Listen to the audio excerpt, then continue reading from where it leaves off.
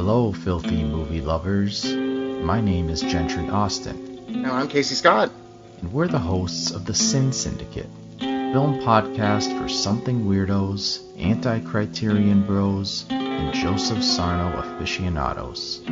Join us semi-weekly as we peer into the adults-only theaters and sticky-floored cinemas of the golden age of sexploitation, when the morals were loose, the laws were murky, and the intercourse was all simulated. Find us now on the Someone's Favorite Productions podcast network.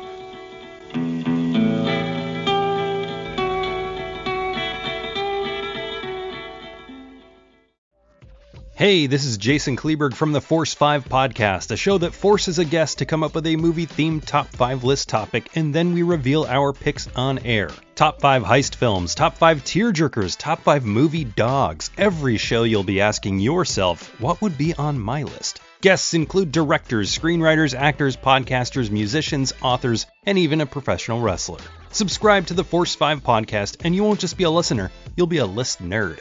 The Force 5 podcast, available wherever you're listening now.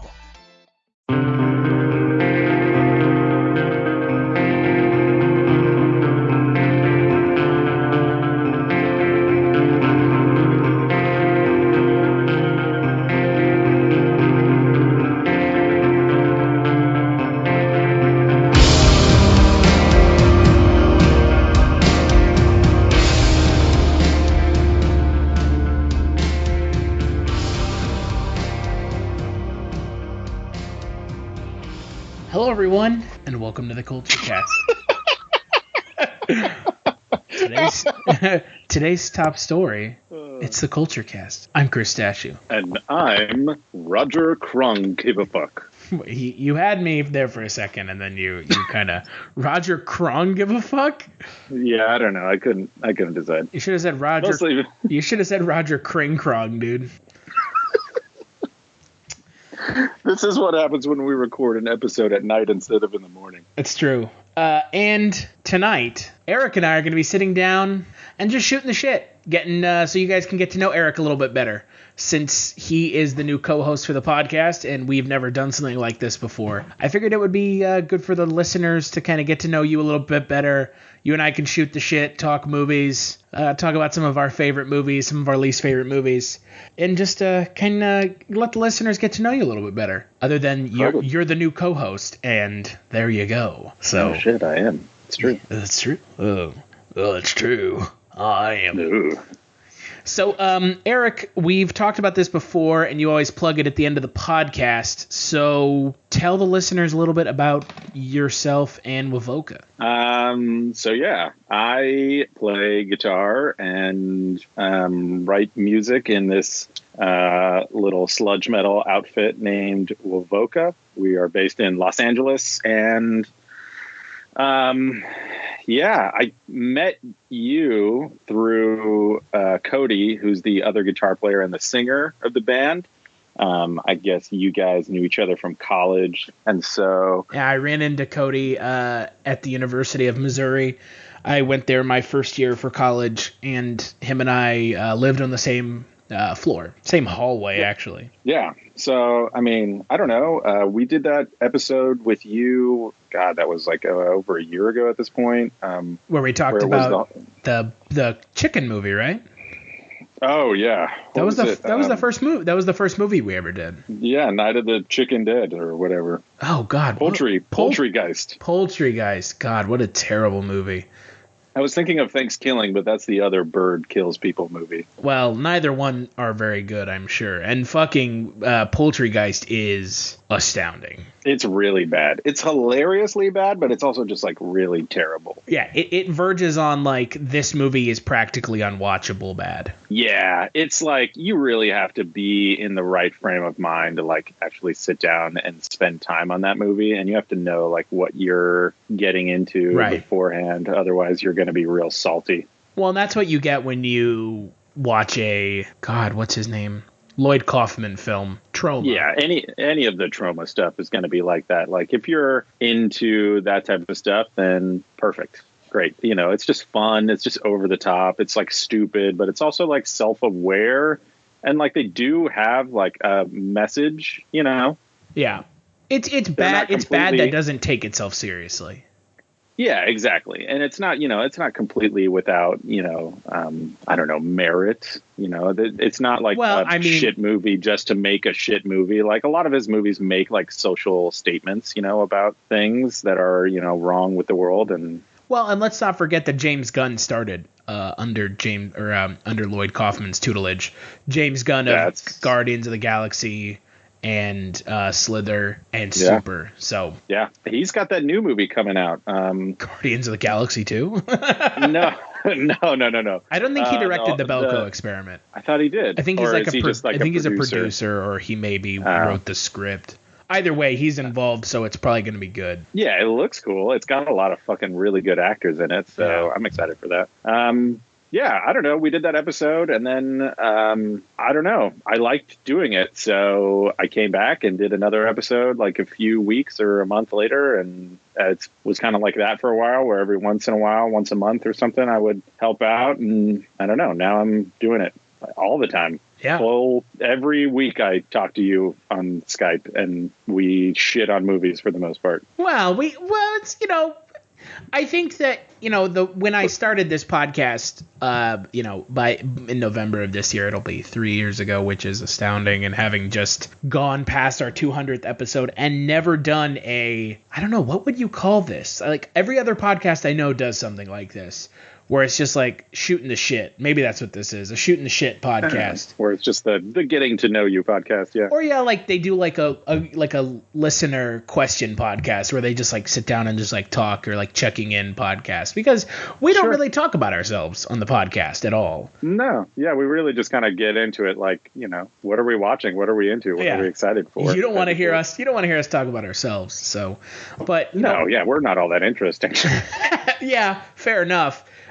When I started the podcast, you know, I didn't want to do like a typical, I don't know, like how did this get made to funny podcast? But at the same time, cracking jokes about movies gets kind of old after a while. Yeah, it's true. Yeah, because you got to have that balance. So we've kind of oscillated over the years. And when a movie is bad, it's a hell of a lot harder to say something nice about it. But like saying something nice about a bad movie, I feel like actually takes like some putting some thought into it, as opposed to just being like, yeah, this fucking movie, man, what a turd. Am I right? Wink, wink, nod, nod. Let's all circle jerk together. Yeah. So. Well, I mean, you know, even just now when we talk about frickin' Poultrygeist, you know, the fact that we even stopped for a second and went, there are some merits to these movies, even though they are all objectively terrible movies, like no matter what kind of spin you want to put on it. Yeah.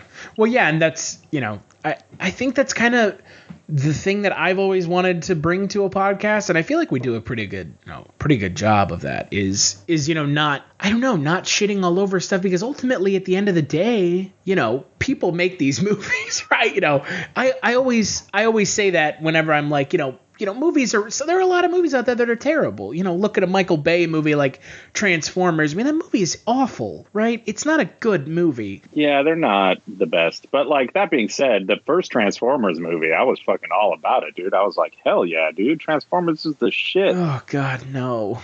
Makes me so sad.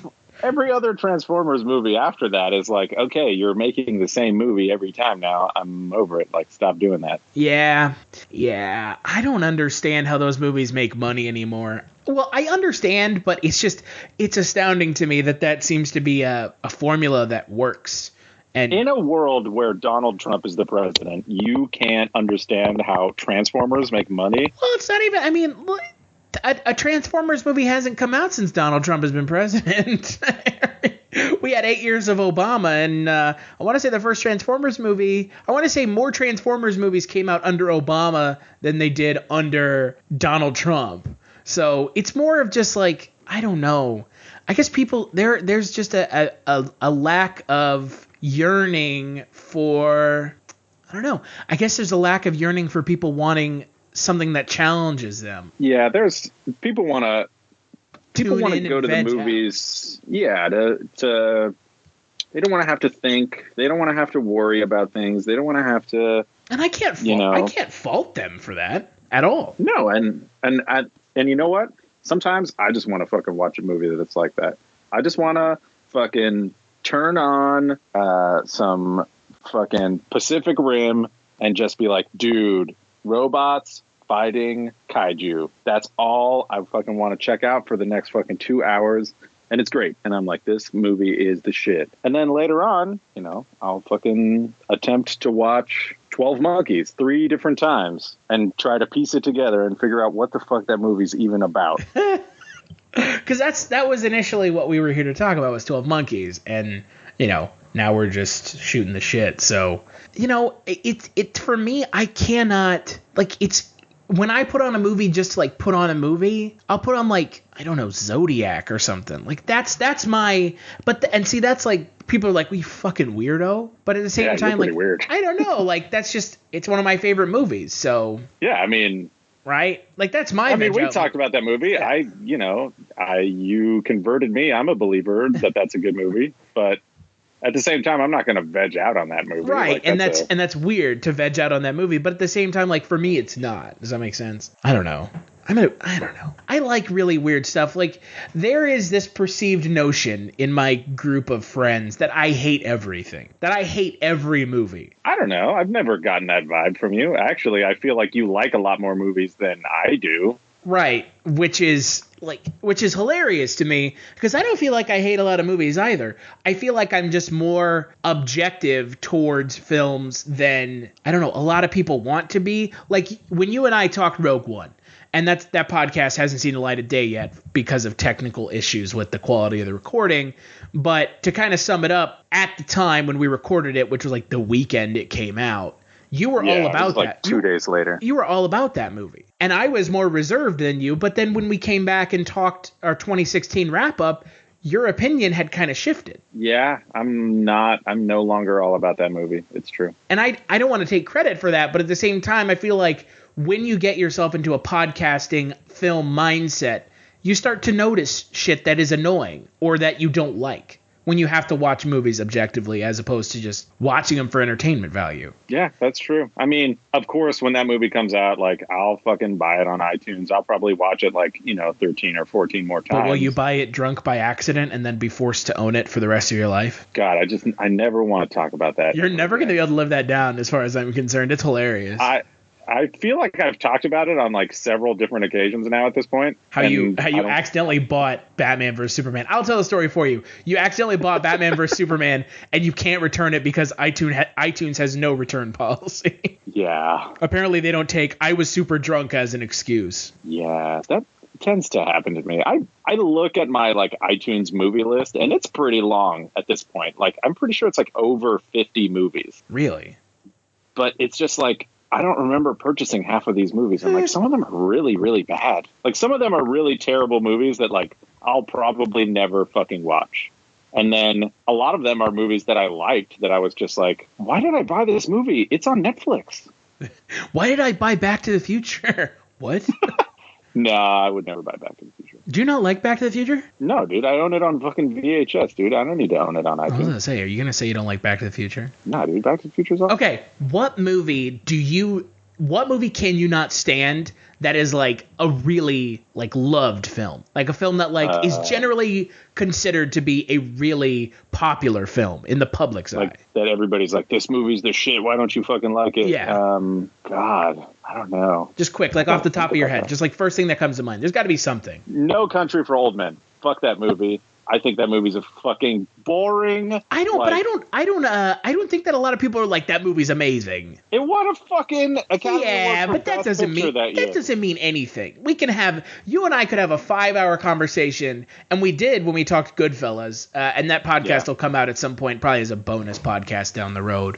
But we had a long conversation about how the Academy has its head firmly planted up its butt. Excuse me. Yeah, has its head firmly planted in its rectum when it comes to nominating films. I watched La La Land this year, and La La Land. I watched the whole movie, and I don't understand how that movie for me. If I'm talking like films right now, that movie for me is one that I do not like at all. But it is like, it's amazing.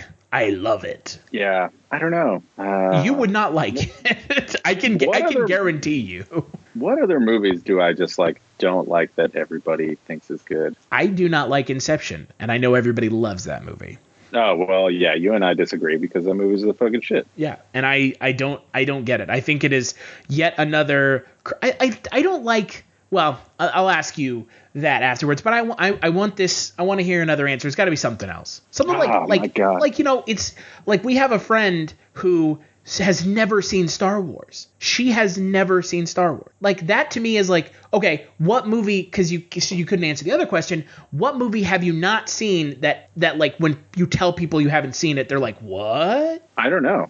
I feel like I've seen every movie ever. Have you seen Blade Runner? Of course. Have you seen The Fly? Of course. Have you seen the Jaws? First one and the shitty second one. I've seen all the Jaws movies. You haven't even seen The Fifth Element. I know I haven't seen The Fifth Element, but which is like mind-boggling to me. That's like one of those movies that like a lot of people are like, what the fuck is The Fifth Element? But that's like, I don't know. It's like one of those like space, awesome, epic, like sci-fi things that I feel like you and I agree on a lot of times on those types of movies, and it blows my mind that you haven't seen that one. Yeah, no, I know I haven't seen it. I've tried watching it a couple times and I just couldn't get into it. Yeah. Is that weird? Is that crazy to you? Like, I couldn't get into it. I couldn't get into 12 Monkeys either. I couldn't get into it. Yeah, but I can see you not getting into 12 Monkeys, because 12 Monkeys is real slow, and it's real weird. Well, it's a Terry Gilliam movie, for fuck's sake. Like, if you've seen one of his movies, you've kind of seen them all, because they're all very similar in their style. That's true. I haven't seen. Didn't he do that like Zero Theorem movie with fucking Christoph Waltz? Yeah. I never saw that. It looked like 12 Monkeys and Brazil in the same movie, and I was like, okay, too much for you.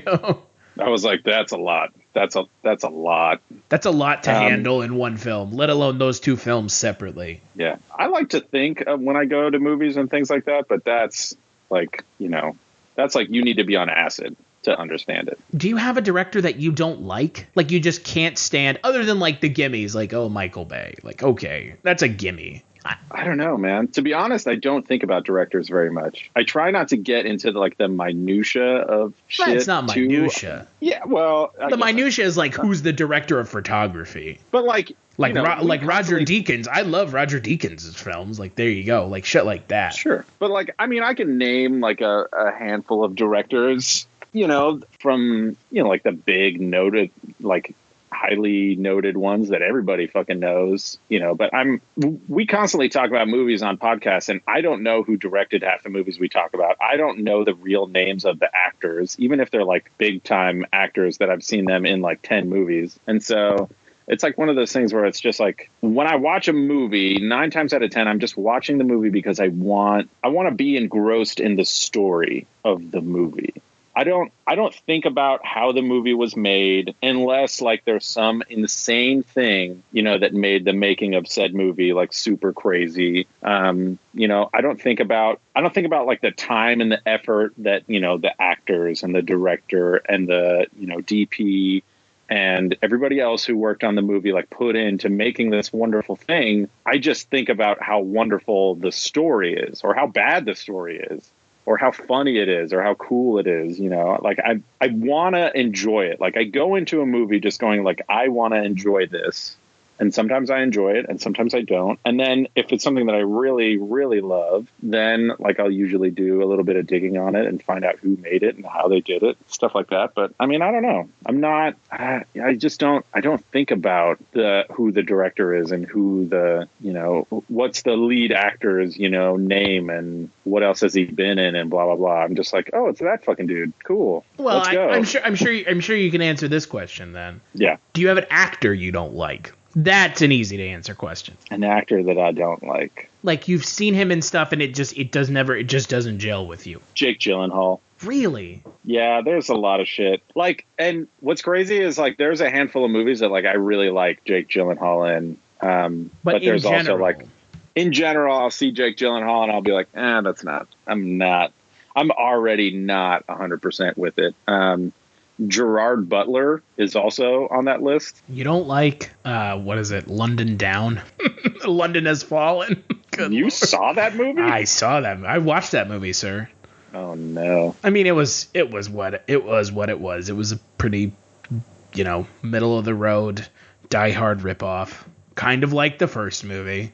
Yeah, why not? That's exactly what it is. I mean, it was a ripoff of Die Hard with Gerard Butler in place of Bruce Willis. Yeah. Gerard Butler's a weird actor. He's in like action films and then he's like in romantic comedies. Yeah. I don't understand. I don't know. That's what I mean. I don't know. Here's guilty pleasure movies. Movies that you like will totally watch all the time, but only when you're by yourself and you don't tell anybody that you watch them. I don't know. I don't know if I have any. I have no problem admitting that I watch these movies. I have no problem admitting it because I don't care. There must be something that's eating at you. This is a safe space, Eric. No. It's okay. No. You know how I feel about safe spaces. I don't like them. No, dude, I'm all about McConaughey rom-coms. Oh, dear God. I am all about them. Ghosts of Girlfriend's Past, huh? Oh, I've seen it multiple times. Fool's Gold, huh? Oh, I've seen it. Holy. Sahara? Yeah, that's like an action movie. Nah, it's mostly like a rom-com. Yeah, which is, kind of ridiculous considering how it's based off of an action book written by Clive Cussler that they were just like, meh, Matthew McConaughey and Steve Zahn. Comedy, obviously. Failure to launch, dude. Terry Bradshaw is Matthew McConaughey's dad. Fucking, isn't he in like How to Lose a Guy in 10 Days also? Ooh, Terry Bradshaw? No. Matthew McConaughey, you fucking idiot. I think so. I also think Terry Bradshaw's in that movie. Matthew McConaughey, really? Yeah, dude, I love McConaughey. McConaughey's my boy. So, like, all of a sudden, when McConaughey started really acting like crazy and did a really good job in like a handful of movies, and everybody's like, holy shit, McConaughey can act. What the fuck? I was like, dude, I've been saying it for years, man. He's been bringing me to tears in these rom-coms. Wow. That is astounding. That is a legitimate, astounding piece of information. Yeah. This coming from the guy who will watch the most horrendous, gory, like most fucked up horror movies on the face of the earth on a regular basis. Likes to just chill out with some McConaughey rom-coms every once in a while. Well, so that's my thing, right? I'm not the kind of person that won't watch a movie. Like, I will honestly watch anything. Like, within reason, as long as it's not like a fucking snuff film, but I'll watch anything. I think really. I accidentally watched a couple of those. Right. I'll watch anything once. That's what I don't understand. Again, this is kind of like back to like the movie watching culture in the States or just in general. Like, there are a lot of people that are like, I won't watch this at all. Yeah. It's like, that's true. Like, but why? Like, I've seen all of the Transformers movies except for the last two. Like, I'm not even ashamed to say it because I know that if I say I've seen it and I watch it, I can give better criticism. Yeah.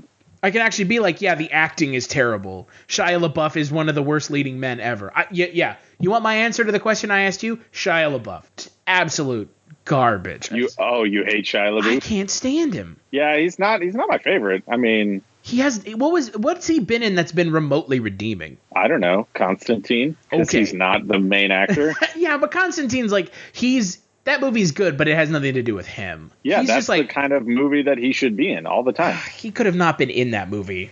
How's that? Just like not in it at all. I mean, yeah, they could have really picked anybody to be his character, but at the same time, I don't know. There's something magical about it being Shia LaBeouf. Ugh, Shia LaTrash, dude. I can't stand him. You didn't want to see an entire Indiana Jones series based off of Shia LaBeouf? God, what was that? Who thought that was a good idea? Dude, that was at the height of Shia LaBeouf's like fame. Shia LaBeouf's LaBeoufiness before he went like he was fucking insane. Straight boofing. Yeah, before he became a clinically insane person. Well, and then he was in a Lars von Trier movie, which then has pretty much like driven everybody insane except for that one fucking French chick that is in every single one of his movies that is somehow unaffected by his insanity. Willem Dafoe hasn't been driven insane. Then again, I haven't seen Willem Dafoe in anything in a while, so I don't know. He's in John Wick, but he's only in John Wick for a second. Willem Dafoe's in John Wick? When was the last time you watched John Wick? I've seen it once. Oh, yeah, you should watch it again. He's totally in it. Is he like, doesn't he get, oh yeah, he gets killed. That's right. Yeah. Oops. Because he Spoilers. refuses to kill fucking Neo. Yeah, because he refuses to kill John Wick. John Wick. I love Keanu Reeves, man. Talk about an actor that can like do no wrong in my book. Keanu Reeves, for me, yeah. I mean, I fully recognize that Keanu Reeves is like not a great actor. But like at the same time, he just does his thing, and his thing works out so well for him that I'm just like, dude, you know what? Fucking good on you, dude. Yeah, he does. You're right. He does his thing, and his thing it's Keanu Reeves. Like there are actors who you just like know what you're getting into when you watch them in a film, and Keanu Reeves. Yeah, it doesn't. His thing doesn't work in every movie, and it doesn't work in a lot of movies. Like there's a lot of movies that I've seen with Keanu Reeves in, and then I'm just like, yeah, you know what? This is not Keanu Reeves' best work. But like, I don't think that's the fault of Keanu Reeves. I think it's the fault of the casting director casting Keanu Reeves in this style of movie. But I don't know. I mean, shit like John Wick, dude. John Wick is like the perfect shit for Keanu Reeves, dude. John Wick 2, I'm going to go see that shit tomorrow, and I'm going to be so fucking hyped on it.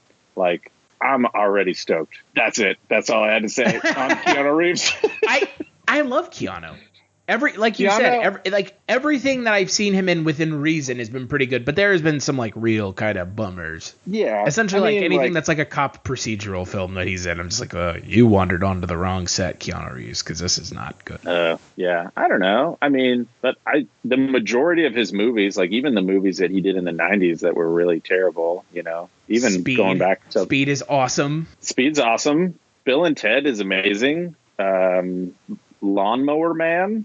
He wasn't in Lawnmower Man. And then what was the one that he was in? Johnny Mnemonic. Oh, Johnny Mnemonic. That's the one. That movie's insane. I always get those movies mixed up. Yes, I often get my movies confused. Pierce Brosnan and Jeff Fahey in a VR world, and Keanu Reeves and fucking Dolph Lundgren as a street priest who kills people.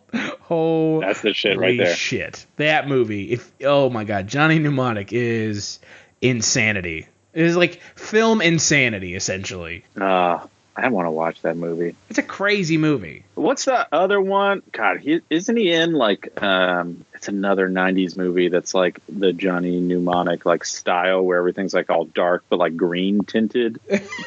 The Matrix? No. Fucking troll. God damn it. You fucking troll. Are you fucking trolling me right now? Where everything's like super dark, but like also kind of like green and like kind of green tinted. You fucking troll. Go fuck yourself. I hope that you were kidding. No. What is it? It's like Dark World or something? No. I don't think so. He's not in that movie? Devil's Advocate? Is that what you're thinking of? No. That's different. That movie is very not green tinted. Bram Stoker's Dracula. That is also not tinted green. It is tinted turds.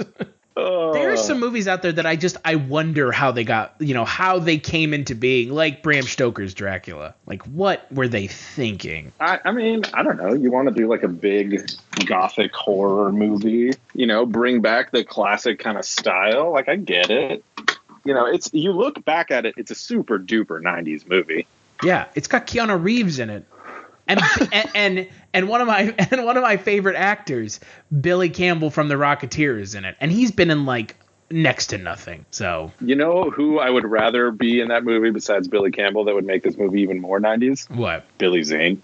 Oh man, talk about an actor who always gets confused for Arnold Vosloo. Like, remember when the fuck is Arnold Vosloo? The guy who played Imhotep in The Mummy. Oh yeah. Well, no, actually, I kind of see it, but I also don't see it. I mean, they're both bald. They're both bald, and that's about as far as it goes. Weren't you in Titanic, bro? Nah, dog. I was in The Mummy. One of them is like plainly like kind of Middle Eastern and like very tan in comparison to the other one who is like a white dude who is bald.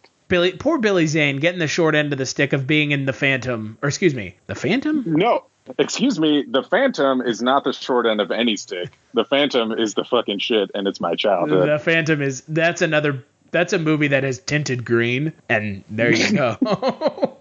Oh no, hold on. I'm gonna look up this fucking movie, and I swear to God that Keanu fucking Reeves is in this shit. What's the movie that Billy Zane was in? What movie? The one where he's the purple guy. That's called The Phantom, dude. Then what's the other movie? The one with Alec Baldwin. The Shadow. Oh shit! Oh, The Shadow. Yeah, that's way worse than the What? fucking The Shadow Phantom. is great. The Shadow is a good movie. It's terrible. Yes, The Shadow is good. Dude, it's Eric Baldwin. I love Alec Baldwin. Eric Baldwin. You know what? I like Alec Baldwin better on 30 Rock and SNL than I've liked him in any other movie that I've ever seen. Clearly never seen Glengarry Glen Ross. I don't watch gay porn. No, not that one. You fucking troll. God. Talk about one of Kevin Smith's just like, Zack and Miri Make a Porno, absolutely a terrible movie. But No. Yeah. That movie's fantastic. No, that movie's bad, but it's like, it's bad in a way that a lot of Kevin Smith's movies are bad. It's bad, but it's like, meh, you don't really care that it's bad. Because it's still pretty watchable. I don't know. I think that movie's really fun. I mean, it's fun, but it's not like a good movie. You know what I mean? That's the problem I have with Kevin Smith movies. Like, Kevin Smith movies, for the most part, are kind of indefensible, but I still love them. Like, Jay and Silent Bob Strike Back is a terrible movie, but I love it. It's great. It's hilarious. But like, yeah, Jay and Silent Bob, I would say is bad, but Zack and Miri Make a Porno, I would say is bad. Is not bad. I don't know. It's Kevin Smith trying to like un-Kevin Smith. Does that make sense? He's like trying to be un-Kevin Smith. I'm like, dude, come on. That doesn't work. It doesn't work that way. Dude, any movie that starts out with Primus, I'm fucking down. Primus. Did you know that Jerry was a race car driver? Yeah, dude, he drove so goddamn fast. Dude. Oh, dear God. He never did hit no checkered flags, but he never did come and lie us. Fucking Primus, bro. Bill and Ted's Bogus Journey has Primus in it. Yeah, dude, and that movie's fucking amazing.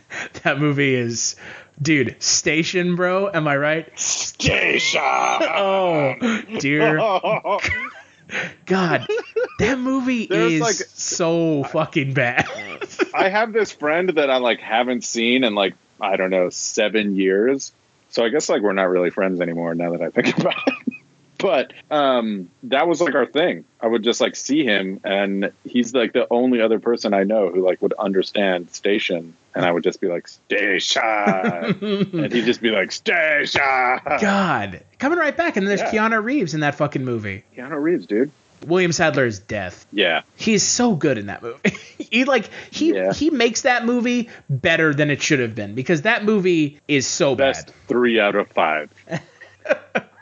I believe it was Colonel Mustard in the kitchen with the candlestick. Just like it's like fake, it's like weird accent, super fake like Swedish accent or some shit. Well, like I don't fucking know what that is. I'm assuming that they took the death character from Ingrid Bergman's The Seventh Seal, but like it's like so weird. The accent makes no sense. It makes no sense. But it's like it makes perfect sense, but zero sense at the same time. The fact that Bill Sadler wrote it doesn't matter if you're a king or a lowly street sweeper, sooner or later you dance with the Reaper. He wrote that fucking little blurb. God. Like, oh man, just like gotta give respect. It's so crazy. That's the shit. But that movie is fucking bad. Yeah. Oh yeah, it's a bad movie, but it's also like, you know, I could throw on that movie like whenever and just like have a good time, dude. With the first movie, when they're like going back in time, it's really crazy because like it kind of had never been done before, like a time travel movie that's like kind of like it's like a stoner comedy because they're stoners. But then when you have Bill and Ted's Bogus Journey, it's like surreal comedy. It's like surrealism. Yeah. It's like there's like the full on this shit doesn't make sense at all. Yeah. Which then translates into 2 years later Freaked, which is Alex Winter's his directorial debut, I guess. It is, it is such a crazy ass movie, and I've never seen that movie. I know, and I keep telling you to watch it because I feel like you watch it and you will absolutely be like, oh my god, you will watch Freaked and you will be like, how did I never watch this movie before? It is absolutely insane. It's like Bill and Ted's Bogus Journey dialed up to 11. Oh damn. Yeah, and it's got the Butthole Surfers as the music. Like in the whole movie? What? Their music plays over the whole movie? Yeah, like they did the soundtrack. I want to say that they're the only band featured on the soundtrack. Oh, okay. Maybe someone else, but I mean, like, Butthole Surfers is who I think of when I think of Freaked. And the intro song by Henry Rollins, so you know it's good. Oh, Jesus. Jesus Christ. So Jake Gyllenhaal, huh? Jake Gyllenhaal, dude, he just rubs me the wrong way. I don't know. Maybe it's just his face. What about Maggie Gyllenhaal? Oh, God. Talk about a weird face. Yeah, she aged, like, really quickly. Remember when she was in Batman? Yeah. Okay, so let's do a speed round. Nolan Batman or original Burton Batman? Or those in-between movies that nobody cares about, apparently. You know what? I'm going to go with Nolan Batman. Oh, I'm going to take a lot of backlash for that. Scum. I am. I'm going to take a lot of backlash for that. But you know what? I watched Batman, like the 1990 or 1989 Batman the other day, which was like my favorite movie when I was a kid. It was like that and Star Wars and Indiana Jones. And I don't know. It just like didn't gel with me as much anymore. You're talking the original Burton Batman? Yeah. I don't know. There was something about like it was too slow at the beginning. And there was like all this. There's a lot of setup in that movie. Well, yeah, I mean, you can't really compare it to like the current comic book films. The current comic book films are made for people with like short attention spans. But I don't even compare like Nolan's Batman series with like current comic book films. Well, and I've said this before, and I stand by this. I don't think Nolan's Batman films are anything to do with Batman. They're Christopher Nolan getting to make 3 crime movies that are very similar to Michael Mann's Heat and slapping Batman on them. That's what that always struck me as. And again, you're going to take shit for saying it's your favorite, and I'll take more shit for saying that I can't stand those Batman movies. They're polarizing, and they're polarizing for a good reason. Yeah. I mean, it's all about gotta be some... It's all about what version of Batman do you hold dear to yourself. I mean, I don't know. I think my issue was I was never a gigantic fan of Michael Keaton as Batman. Like he was like Batman. He was like always this like really interesting. Even still now I think about it, like it's an interesting like Bruce Wayne character. Like he had this weird charisma about him, like where he's not like the billionaire playboy like asshole. Like he's kind of like this kind of nerdy snarky dude, angry, like pent up aggression, but like not like there's not a ton of pent up aggression. Like he's always kind of like he's kind of quiet, he's kind of reserved, but like he gets his comments in and like the party sequences, Yeah. I don't know. He's this really interesting character, and then he becomes Batman, and he's like pretty much the same dude. Only he's just like a very focused version. Like he's just Batman now.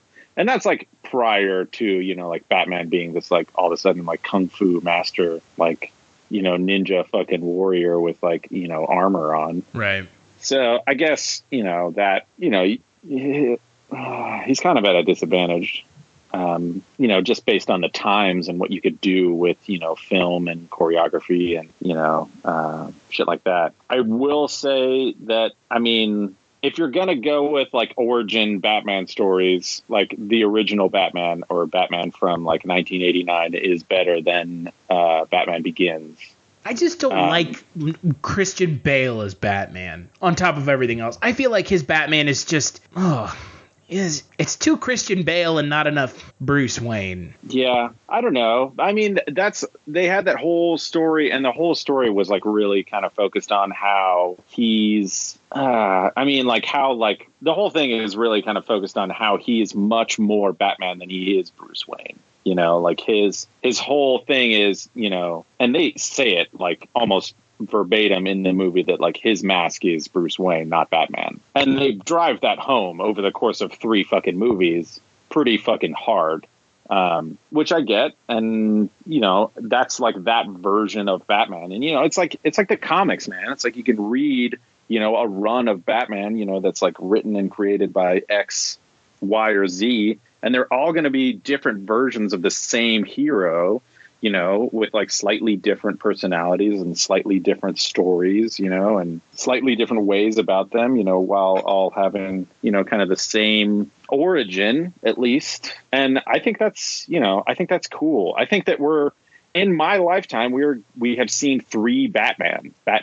I don't know, but I think that it further solidified why I can't stand Christopher Nolan. His movies are just like up their own asses. And I don't feel like they're up their own asses. Okay, but you know what? And I'll back it up by saying this. Most people don't want to be challenged when they go to the cinema, right? When they go to the theater. Totally. And then they're minorly challenged. They're challenged the most minute amount by a Christopher Nolan film, and they're like, oh my god, this movie was so crazy. This movie was so deep and so nuts, and everything about it was so crazy and deep, and it was so thought-provoking. I'm just like, you really want to watch some thought-provoking films? Let me help you find some thought-provoking films. Because if you think Inception is a thought-provoking film, we need to have a long conversation about the qualities that cinema can really portray, as opposed to a run-of-the-mill dream sequence movie, and that's like the frustrating thing about Inception. And that might sound snobby or up my own ass, but at the same time, like, it's not that good of a movie. It's really not.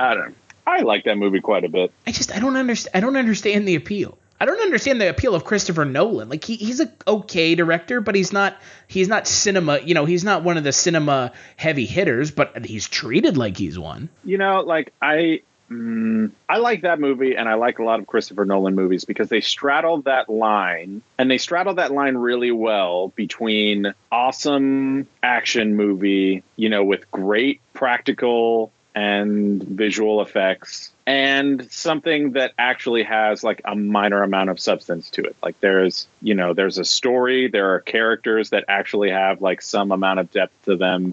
They're not perfect movies. They're not, Inception's, I mean, it's not going to win Academy Award for Best Picture. Nobody's going to win Best Actor for a movie like Inception or Batman or whatever. But at the same time, I can watch that movie and it's like, I don't know.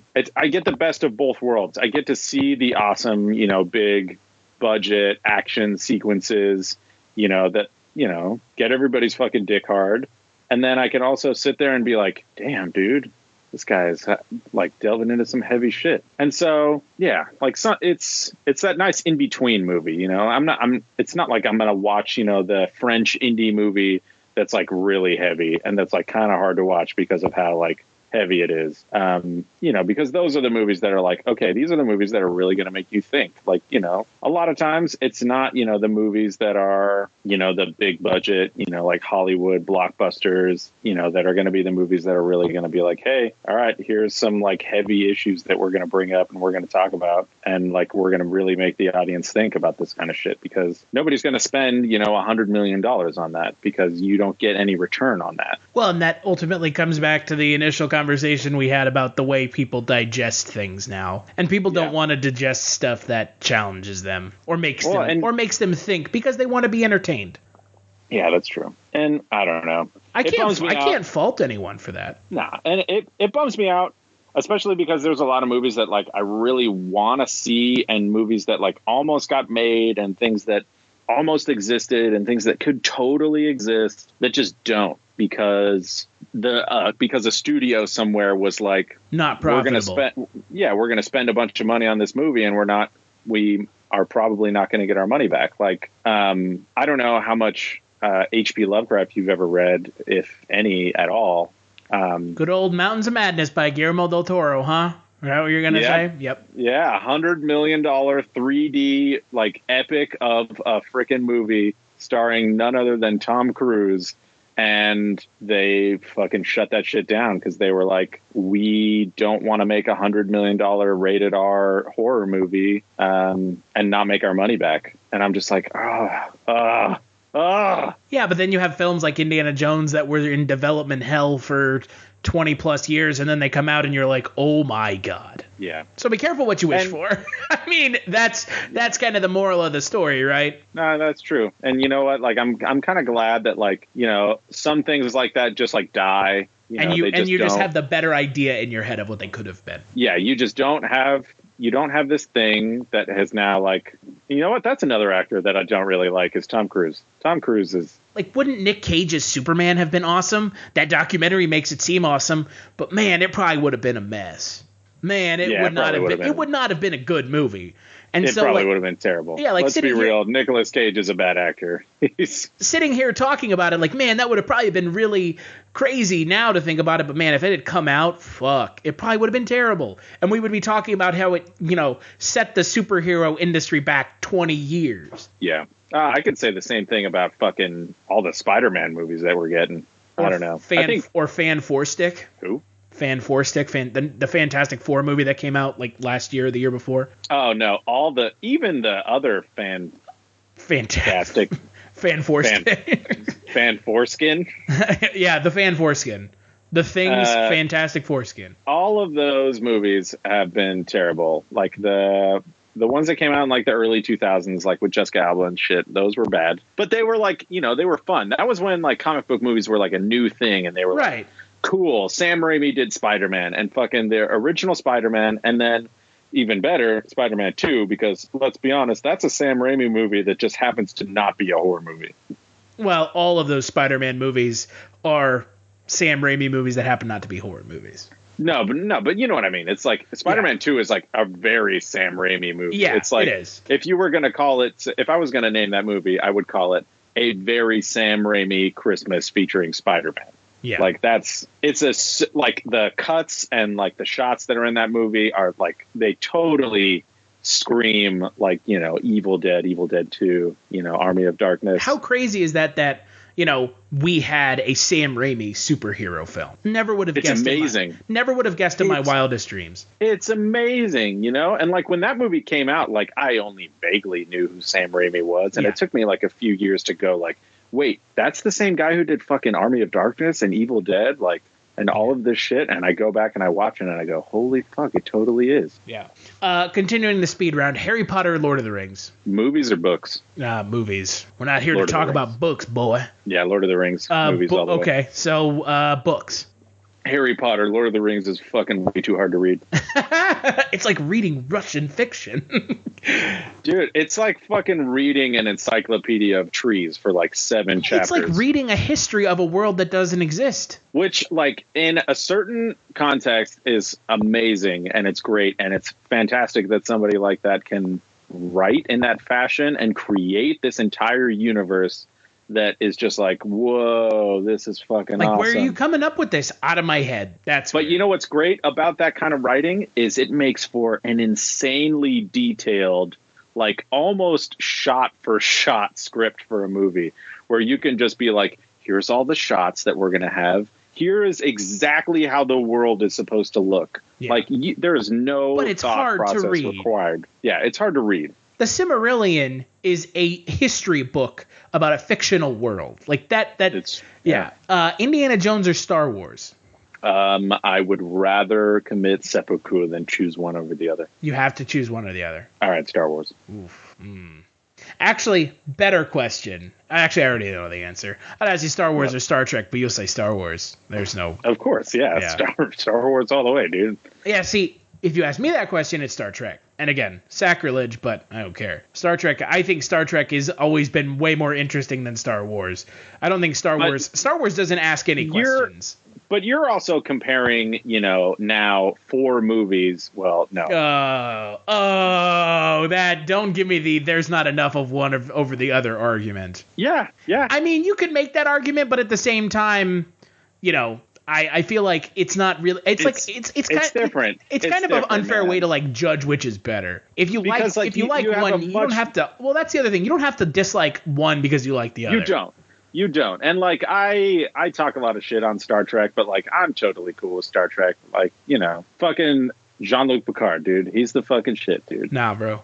No. Shatner, man. Uh-oh. Shatner. Oh, you're a purist. Hell yeah. I'm not even a purist. You're a total nerd. Love Shatner I love Shatner in the original Star Trek, in the original series. Man. Good Lord. I just watched, I was watching the Twilight Zone marathon like a few weeks ago when it was like one of those holidays when they do a Twilight Zone marathon, which is pretty much every holiday. And it was Shatner's episode. There's something on the way. And it's crazy, man, because like I was watching it and I was like, holy fuck, dude, Shat The Shat is the shit, dude. The Shat is so young. He has a lot of really good acting ability.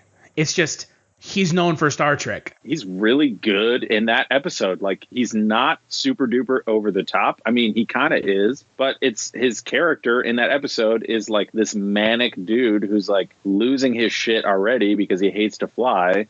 And then he sees the shit on the fucking wing of the plane that nobody else sees. So he's like losing it. And it's perfect. I'm like, holy fuck. And then they remade that episode with in John the 80s Lithgow. movie with John Lithgow, which is even crazier. Because John Lithgow was in Dexter, and he was awesome in it. You know, they filmed the outside shots of the sequence in the Twilight Zone movie in the 80s when they go to that little boy's house. You know what I'm talking about? And it's that like big, like pink Victorian, right, like kind of house in the middle of nowhere. Yeah. That was my grandparents' house. Is it really? Yeah. Well, they don't live there anymore. They haven't lived there for like 10 years, but yeah, that was their house. My grandpa is like a contractor, and he straight up like moved that house, like piece of brick, like every brick and, you know, floorboard and roof tile from that house. It was like in a shitty part of downtown, or what was not a shitty part of downtown and then became a shitty part of downtown later on. He moved that entire house up to like Glendale, or not Glendale, fucking, oh god damn it, I always get these mixed up, Granada Hills, which is like, I don't know, 20-30 minutes north of downtown, and rebuilt it. And that was like, my mom tells me stories about how when she was like in high school and stuff, they were basically like living in this trailer out in front of the house because they were just rebuilding this house for like 10 years. Oh, geez. Because it's like this crazy Victorian house. And like, as soon as it was done, like a few years later, like some, you know, set person like came over and was like, we really want to use your house for like the outside shots of this movie. And I guess like a couple of things have been filmed there. I think there was like some episode of one of those like I was haunted by a ghost like TV shows, you know, where they do like the reenactments. Ghost stuff. Adventures, bruh. Kind of. Zach Bagans, bruh. Something about as credible as that fucking douchebag piece of shit. Hey, you know what? We've all seen supernatural entities in our lives. Zach Bagans, bruh. I really don't think that I have. You want to talk about guilty pleasures? That right there. I think I just smoke a lot of weed and then like watch a lot of horror movies, so I freak myself out. That right there is a guilty pleasure for me. Those shows. Oh yeah, dude, totally. I fucking watch those shows all the time. Or like Ancient Aliens. Or Ancient Aliens, stuff like that. Like, I love that kind of stuff. That's probably why I'm such like an unrepentant fan of the X-Files. Yeah, I told you that I was like trying to get back into the X-Files and like I couldn't get past the first season because of how shitty and campy it was. Yeah, the first season of that show is a little rough. Looking back on it, 20 plus years later, I would say. Yeah. But yeah, all the outside shots when they go to that little boy's house. That's my fucking grandparents' old house that they fucking rebuilt. It was crazy. Another question. Least favorite movie. Just like a movie, just like, it doesn't have to be like the one movie you hate, because they're like, that's unfair. It's just like someone asking like, what's your favorite movie? Like, man, that's a hard question to answer. Unless I know. Yeah. I know what my favorite movie is. Anybody ask me what my favorite movie is, I know. I'm like, yeah, dude, this is my favorite movie. Yeah, no, dude, Browntown. The Browntown Murders? Oh, no, the Browntown fucking toilet. Nah, dude, The Thing is my favorite movie. Easily. Like, there's something about that movie that it's been my favorite movie since I saw it. It's a good movie, that's why. It combines like all my favorite things about horror movies and sci-fi movies. It's like almost perfectly paced too. Like, it's kind of slow, but it has these like really like nice sequences, where everything kind of speeds up and gets a little manic for a second, because you never know. Like, I watch that movie like several times a year, and there are still times when I'm like, wait a second, who the fuck is the Thing again? And like, I forget who's not a person, and it happens like quite often. And I don't know if that's just because my memory is shit, but I don't know. I feel like it's a testament to that movie and how good it is that it makes you second guess yourself all the time, which is great. And a lot of movies have copied that format and like done really good jobs to like give you that sort of like paranoid feeling and everything. But nothing quite like that movie, which is a shame that movie did so poorly when it came out. Like, it was such a fucking flop. Yeah, but there are a lot of movies like that. Like Idiocracy was like that. It was a flop. Rocky Horror Picture Show was a flop. Idiocracy is like no longer a movie. It's now a documentary. Well. President Camacho. I would take President Camacho over Trump any day. Well, good old Terry Crews with those sweet ass locks of hair. Oh my God, Terry Crews. If Terry Crews ran for president, I would fucking vote for his ass, dude. All he's got to do is flex those fucking chesticles and just fucking, yeah, I'm in. You know, I don't know if I can answer the do I have a favorite movie question. Because, well, you know, it's like what's my favorite comedy? What's my favorite horror movie? What's my favorite? You know, and that's the thing. It's like, I don't think I could pick just one film and be like, this is my favorite film. I don't know. Like, yeah. I guess if I had to like quick answer off the top of my head, a film that like, I don't know, like my favorite movie, but a film that like best personifies like me and like my style of comedy would have to be like, and just like something I look for in a film would have to be Freaked. And I know I keep singing the praises of this film and it might seem disingenuous, but man, I gotta watch it now. It's a crazy ass movie, but like the comedy in the film is so off the wall and batshit, and it's so just like it's funny comedy and it's crazy, but you never feel like it's without a purpose. I don't know, that for me is probably my favorite movie. There you go. But then you know I think about like what's my favorite horror movie, and it's just like it just.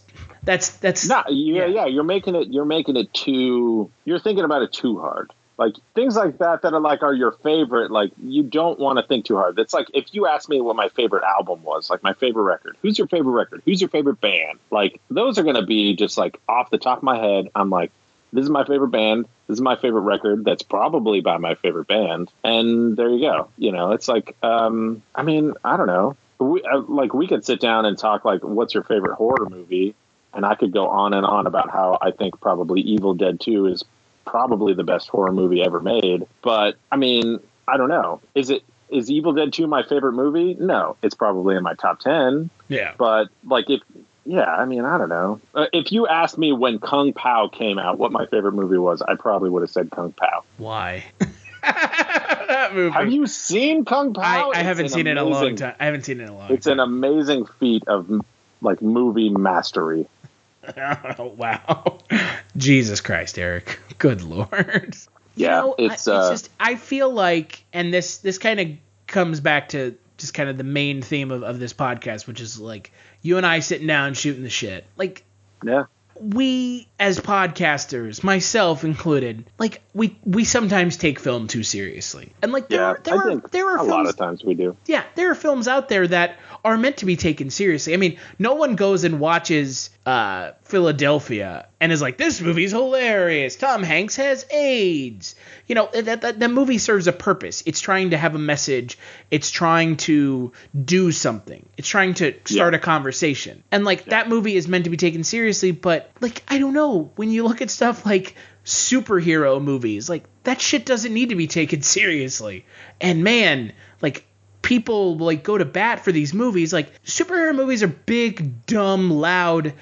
For the most part, you know, aside from a couple films, they're not the deepest films. And they're not even remotely deep movies. Like none of them are. But then you have something like the DC movies that are, you know, trying to do that and trying to have something to say, and then, you know, that's where people all of a sudden get their panties in a bunch. When someone's like, well, the DC movies are bad. Well, they're not supposed to be taken seriously, but they're trying to take themselves seriously. You can't have it both ways. It's true. And speaking from somebody who has forced himself to watch Batman versus Superman several times because he bought it accidentally when he was wasted and has now made it a point to get his money's worth out of this movie, there are very few redeeming qualities in that movie. It's when you take a subject matter that's really, I mean, and I don't know, I don't want to say that like the subject matter is lighthearted. You know, there are people who take comic books very seriously and things like that as an art form. And I would agree with them that it is a very serious art form. And there are some books, i.e. The Walking Dead, that tackle like very like serious and heavy subject matter, like on a regular basis.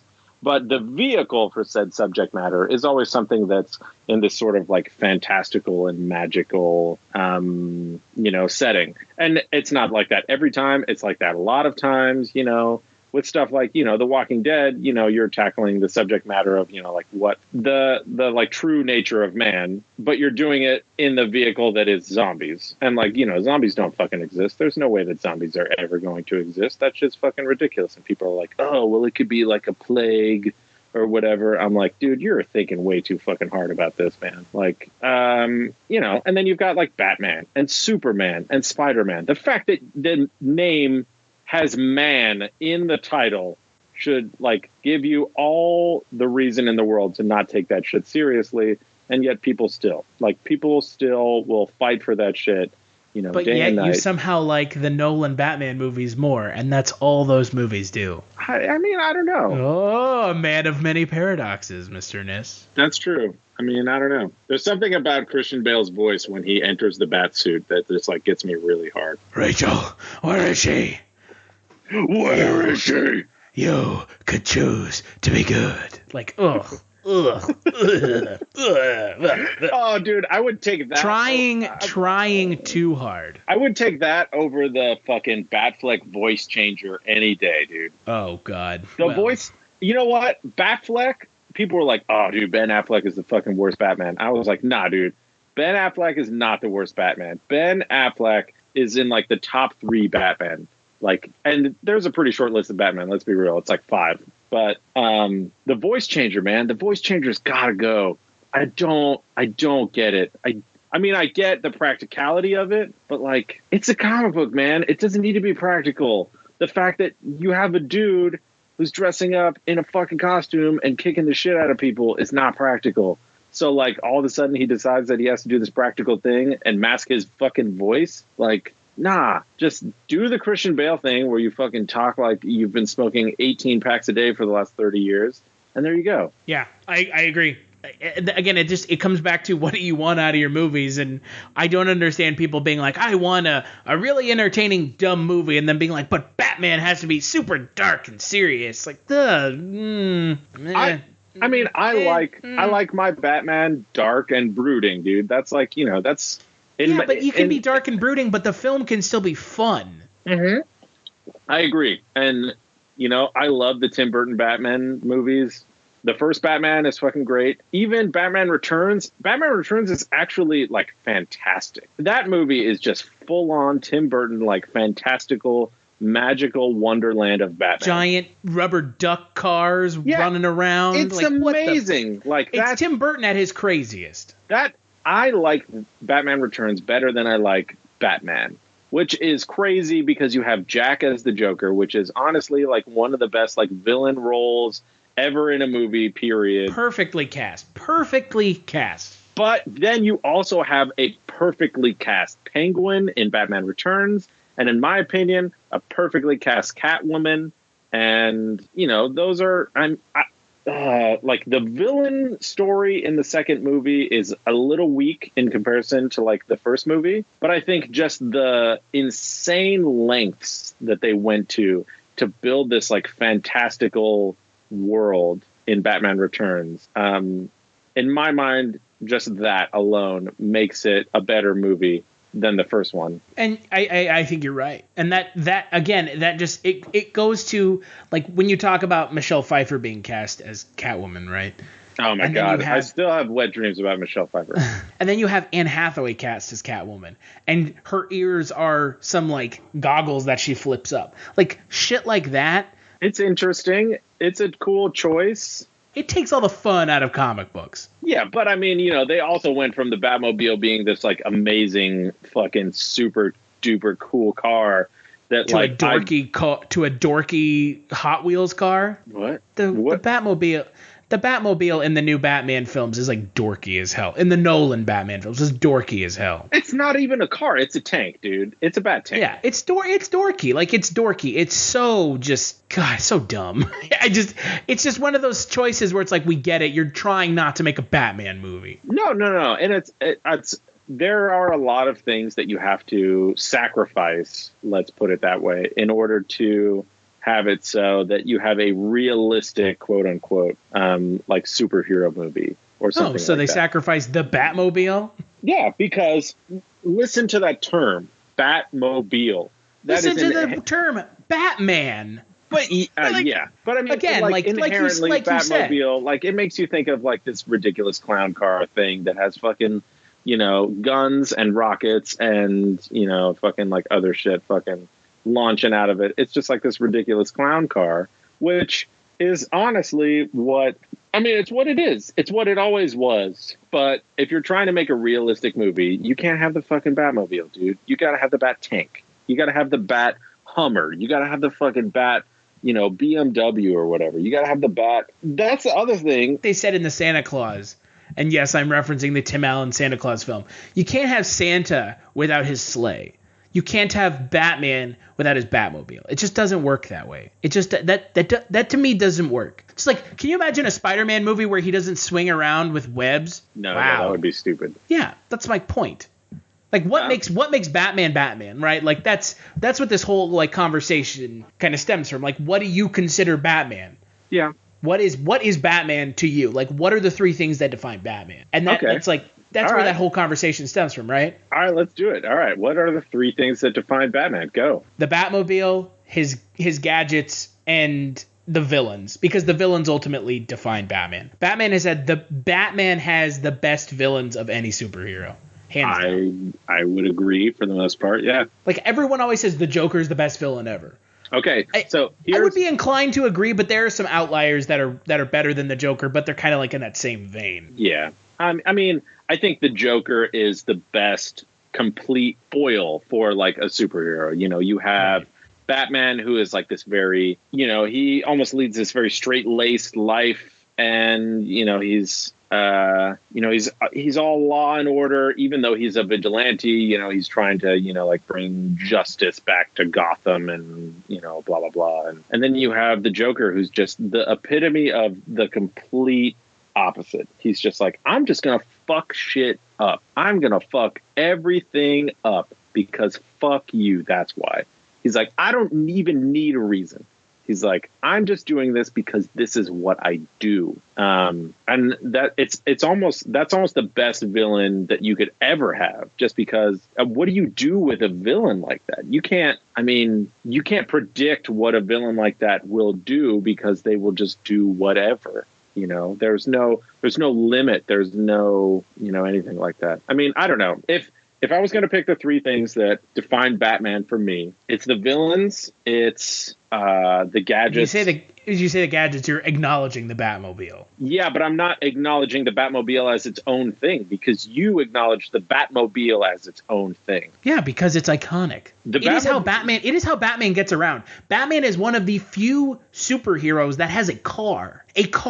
Other superheroes fly. Well, yeah. Because he can't fly. Because he's just a rich dude who can afford this shit. He can fly. He can't fly. He can glide. Okay, but the Batmobile is a secondary thing to the gadgets. The gadgets in general. But think about how crazy, like, that was like the one thing that the Nolan movies got right, is like, it's kind of crazy that this dude's just like trolling around the streets in a Batmobile. Yeah. Like, that's something that's like never really assessed in any other comic book movie. And you know what? The Nolan movies, to really create like a realistic version of everything, which we've talked about, it just doesn't work in a lot of situations. I don't think it works in those movies. I really don't. I disagree. I really like you never get Batman fighting for the people. You always get Batman like as like a weird like in the back room doing backroom shit. Like in the second movie, he's like, there's never a point in any of those Batman movies where Batman is seen by the city as the good guy. And that to me bothers me. In the first movie? No. But see, that's the thing. Like in the first movie, I don't know. Not really. Because they don't really talk about Batman in the first movie. And like it's they don't really talk about Batman in the first movie. Listen to me fucking. You're just proving my point. No. So the first movie is all. Now I need to fucking grab a new beer, because now you're getting me all hot and bothered, and I gotta fucking. I feel like we should stop talking about Batman and talk about something else, because this is like this all of a sudden become like our de facto Batman Let's defend the Batman podcast. This is the Batman podcast where Eric defends his choice of the Christopher Nolan Batmans over the rest of the Batmans. Okay. This is what I'm going to say about Batman, and then this is going to be it for Batman. Batman is one of those things where, just like anything else, because there are so many versions of Batman, everybody connects with a different version of it because of one thing or another. And because of what they want. Exactly. And I connect with the Christopher Nolan Batman because, honestly, to date, it's the darkest Batman that we've gotten. And I've always seen Batman as this really dark knight, to put it in a really shitty way. He's the Dark Knight. He's called the Dark Knight. He needs to be a dark character. And you know what? He wasn't super duper dark in like any of the Tim Burton Batman. I mean, he was darker than the rest of the Batman that then came after the Tim Burton Batman that were terrible. Let's just agree that the George Clooney Batman and the fucking Val Kilmer Batman are like the worst Batman that have ever Batmaned. It's a product of the times, man. Yeah, the late 90s. The 90s were just like a wasteland of comic book movies. Yeah, it was pretty terrible. And you know what? Batfleck, I'm down. I'm down for Batfleck, dude. I think, given the chance, Batfleck could be cool. But it's probably not going to be cool because the studio's just going to fuck it up. And they're going to overdo it. And it's going to be terrible. And I'm going to be bummed about it. But I'm going to still fucking go see that fucking movie when it comes out. But yeah, I think the Christopher Nolan Batman has been I don't know. It's the Batman that I was always looking for. It's the dark and tortured guy who almost views Batman as like a burden and not like a calling. It's like something that you have to do because you're the only one who can do it. And nobody else can do it. And you just fucking have to. Even though you don't want to, you end up doing it. And that was like, I don't know. That's the thing about the Batman movies, like his Batman movies, that sort of resonated with me, that the rest of the Batman movies just like don't really feel like they have. Yeah. I mean, again, I understand it. It's just, for me, those movies never resonated with me, and that's sad because I liked them when they first came out. They never resonated with me as like, these are my favorites. They were just like, oh, these are okay. We've talked a lot about me, but we haven't really talked about you and how you got started doing this and why you do this. Why do I do this? Yeah, why do you do this? Don't get me wrong, I'm really glad that you do this because that means that I get to do this too. And without you doing this, I would never have met you, and I wouldn't have somebody to fucking, shoot the shit and talk about movies with. I mean, I would, but, not somebody who has like legitimate opinions about films and what makes them good and bad. Mostly just people go like, it's good. It's good movie. I like explosion. I like boob. There were boob in movie. Why come no tattoo? Yeah, why come you don't have a tattoo? Why did I do it? When I was growing up, for some reason, like faces are really easy for me. So I was always like, oh yeah, that guy from that movie. And I would like know the actor's name. And for some reason, film just resonated for me as a kid. I don't know, like I didn't have video games as a kid, so I just watched movies all the time. And so like I always give my parents a hard time. I'm like, well, you never let me have a Sony or like, like a Sega Genesis or like a Nintendo as a kid. But like there were always movies. Like we always had like movies like VHSs, and then we'd go to my grandfather's house, and he would always show us movies that like were totally not for kids our age. Like I saw Predator when I was like 6. Nice. So it was just like I always really had a really close connection with film. And then, with some personal stuff in my life, I kind of, in late 2014, I had a lot of free time, let's put it that way, due to, making some decisions that at the time were probably seen as questionable by people in my family. And so I was like, I love writing. Writing is something that comes easy to me. And so I just started doing one horror movie a day for the entire month of October in 2014. And then like halfway through the month, a friend of mine from high school, I was drunk one night talking on Facebook, and I was like, yeah, we should do a podcast. That would be fun. Like if I have a website, we need more like different media styles. And I was like, we should do a podcast. And that's where this came from. And it's I don't know. It's a lot of fun. It's really rewarding to hear people that I know tell me that they enjoy listening to it, or, getting comments and emails and Twitter stuff, just hearing about people who enjoy listening to us talk about movies, or getting to talk to the people that were in the movies. It's rewarding. It's fun. And, it's also, I think what's more important for me is letting people and telling people about movies that they wouldn't watch otherwise. Like you've never heard of Freaked, and you hopefully at some point you'll watch it because I talked about it, or because you mentioned or you mentioned something and I talk about it, or one of my guests will mention something and go to bat for it. And I think that for me is the most important part about the podcast, is educating people about film and broadening their film horizons, not just being like you said, movie am good, it am good film am me like, yum yum yum, I like this movie, that is as base level as it gets. But for me, I yearn for more analysis out of movies. I want to know why it's good. Tell me why a movie's good, and don't just say I like explosions. Michael Bay movies are my favorite. Stuff like that. Just it's not helpful. That's not really helpful in the long run. Yeah, you have to have reasons for things.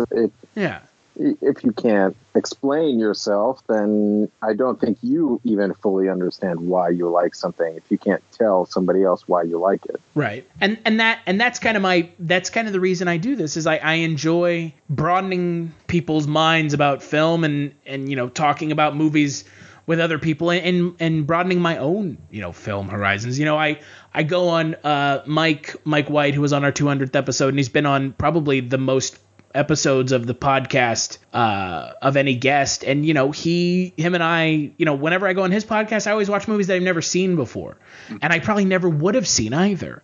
And then after I watch them, aside from one French surrealist film that it's not that I won't suggest it to people. I just don't think anyone's going to sit through a 3-hour French surrealist film with subtitles. Oh, God, that sounds terrible.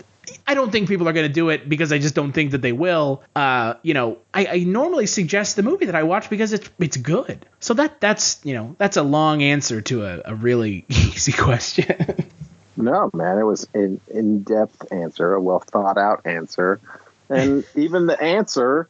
No, I'm serious. Even the answer itself tells me, why you do this. And, that's, even the way that you answered the question, sort of just drives home, the reason why you, put something together like this.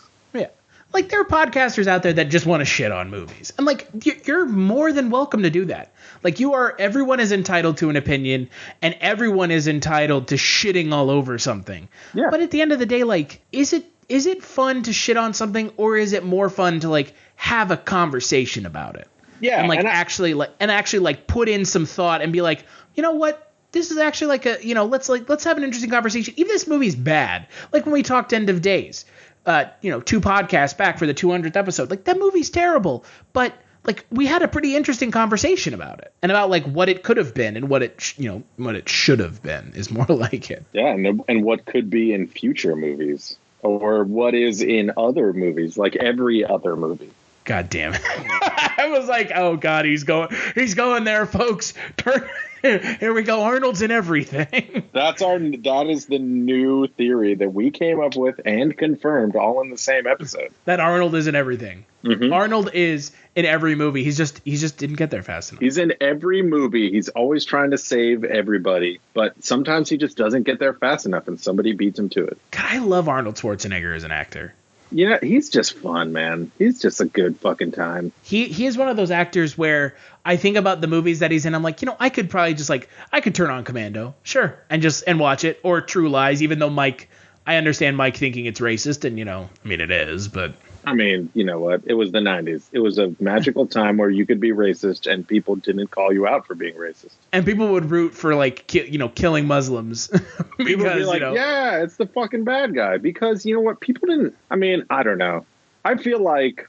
Go for it. I know what you're going to say. Go for it. Everybody gets offended by everything nowadays. Yeah, everybody gets offended by everything nowadays, and I feel like everybody is just thinking too hard about it. Like, there was a magical time in the 90s. It's not a Muslim thing. Where, it's just maybe it's just because I was a kid and like I didn't know any better, and like I wasn't brought up to be racist or anything. I feel like I was brought up in a really accepting and I don't know, not like politically correct house, but my parents were always like, you know what, dude? There are some people who do different shit than us, and those people are cool too. And I was like, wow, you're right, Mom. You're right, Dad. There are people who do different shit than us, and those people are cool too. And like, not everybody has to think the same way that I do, and not everybody has to like the same shit that I like. And that's cool. But then also, when I go to a movie, I want the bad guys to die. I don't care if the bad guys are Middle Eastern or fucking white German dudes from fucking Die Hard or fucking aliens or fucking kaiju monsters that are getting killed by fucking robots. Like, I want those bad guys to fucking die. Like, that's it. Let's not forget, like, this is the same society where, and I've seen this like shared on Facebook a bunch of times, and I'm convinced that it's true. If there were zombies in this world, in this reality, there'd be zombie rights activists. Like, that's not a joke. That's real. Like, that's a real thing. They'd be like, they were once people. They also deserve to rights. They can have babies. Like, oh God, they're not just a zombie. This zombie's name is Marsha. She was my mother. She is still my mother. I know that she's still my mother, even though she bites at me all day and tries to eat my brains. I believe that one day there will be a cure, and that's how fucking people die in fucking zombie movies. Like. How they keep their friend alive at the end of Shaun of the Dead. Yeah. Well, yeah, I mean, and that's cool. Like, and Shaun of the Dead totally like fucking poked fun at that whole thing, which is why Shaun of the Dead is the best. So, final question before we wrap this up. Oh man. For you. We could really do this for like literally 4 more hours. Yeah. Final question for you. Okay. Hot Fuzz, Shaun of the Dead, or At World's End? Oh, Shaun of the Dead, easily. My answer is going to be Hot Fuzz. Yeah. I love I think Hot Fuzz may be one of the best movies ever made. Hot Fuzz is fantastic. It is an amazing film, and there are so many like insane callbacks that you probably don't even get the first time you watch it, or the second time, or the third time. Every time I watch that movie, I notice something different that I didn't notice the last time I watched it. You ain't seen Bad Boys 2. Oh my God. Hot Fuzz is amazing. Yeah, it also helps that the first time I saw it was at the AFI premiere in Dallas, and I got to meet Simon Pegg and oh God, what's the other guy's name? Nick Frost. Nick Frost. I got to meet Simon Pegg, Nick Frost, and Edgar Wright. There you go. Yeah.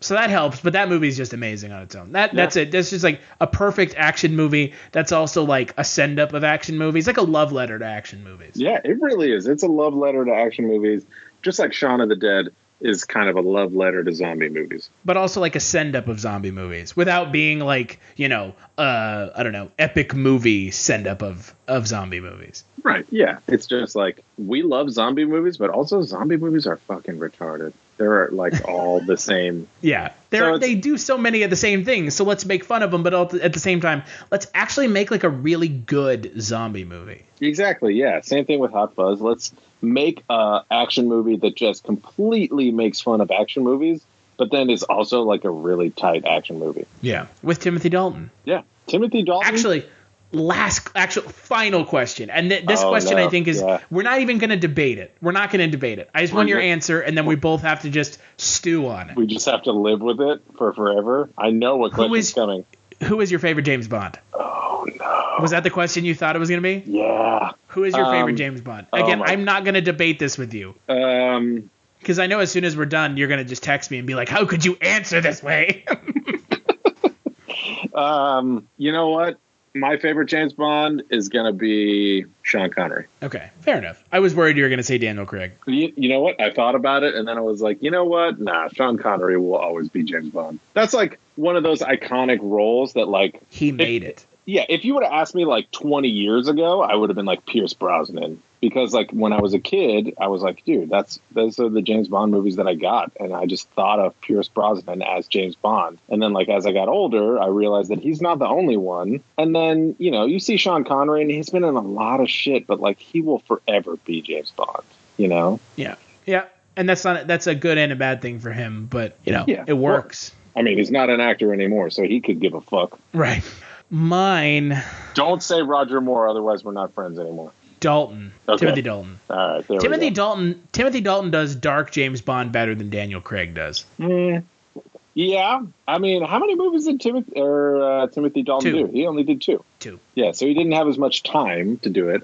I really like Timothy Dalton as an actor. I think he's great, but I honestly think he's a better bad guy than he is a good guy. Oh, I mean, he has one of the fabulous Disney live action bad guy roles as Neville Sinclair in The Rocketeer. Yeah, Neville Sinclair forever will be like the bad guy that I see him as. I'm like, oh, you motherfucker, dude. You fucking worked with the Nazis and then you try to like molest like a fucking 16-year-old hot version of what's-her-face. And then, oh God, Jennifer Connelly. My God, Jennifer Connelly, dude. Oh my, dear she God. has just aged like a fine wine, dude. She has only gotten more beautiful as time has gone on. Her and Keanu never age. Oh my God, they should just make babies. And the babies would never age. Oh my God, they would just be babies forever. And I think that's where we're gonna call it a night. Eric, is there anything you want to plug? Nah, man, nothing that's like coming up that people should be checking out or anything like that. But if you want to say hi, or if you want to rant about movies or talk about how my taste in Batman is misguided and stupid and how Batfleck is shitty and how fucking, Nipples McGee Batman is the best fucking Batman, you can rant at me on Twitter at Tycho Magnetics. Yeah, I'm there sometimes. I don't know, man. I'm like getting real bummed out about all the like political shit that's happening like everywhere on social media. So like I already got rid of Facebook and I'm like a half a second away from getting rid of Twitter as well. So I don't know. The political malaise, man, it's getting everybody down. You're not the only one. Really I was talking to a friend of mine today, and she's like, I've got personal stuff to worry about, and I need everybody who's talking about the political shit all the time just shut the fuck up. And I'm just just like keep it to yourself, really. Like I have no problem with people being upset, but like there is other stuff going on. Yeah, it's like I guarantee it. I'm having a hard time as it is, and then this whole political thing is like making it harder, and that sounded a little bit more sexual than I would normally. I'm so hard right now. I'm pretty hard normally, and then Donald Trump just makes me even harder than I normally am. But yeah, I mean, we've all got enough shit going on. So like, if you want to talk about movies, if you want to fucking talk about music, if you want to talk about your fucking chocolate starfish and the hot dog flavored water, or like whatever the fuck you want to talk about, fucking Fred Durst, if you want to talk about the one thing that made you famous, go for it, dog. Dude, I fucking bought that album when I was like fucking 12 years old, and I'll fucking never forget that shit, dude. I had to fucking like sneak buy it because like the guy had to be chill at the counter because it was like parental advisory. Oh God. You can follow me on Twitter at Culture Stash. I promise I don't post a single damn political thing because that's just not something I really care about. And if you want to listen to more podcasts where we actually talk about one singular movie as opposed to spanning the gamut of films, head on over to cultureshock.com/culturecast where we talk about movies. Kulturecast, where we talk about one movie a week and sometimes two, depending on if a new movie comes out that we want to talk about. Wovoka.bandcamp.com is where you can go to listen to Eric's band Wovoka. You can. It's a thing. We exist. Give us money. They can browntown your ear holes. We will browntown you. It's true. It's true. I've listened. They browntown him. And if you listen to this podcast, you've already heard them. Their song Lament off of their first album Sorrows is the intro-outro music for the lovely Kulturecast. Patreon.com/culture_shocked is where you can go to kick a couple dollars our way. Every little bit helps. Every little bit helps us keep the lights on, keep those interviews with those great people coming. And it, just helps us allow us to post podcasts, really, is what this boils down to. It keeps the website afloat, folks.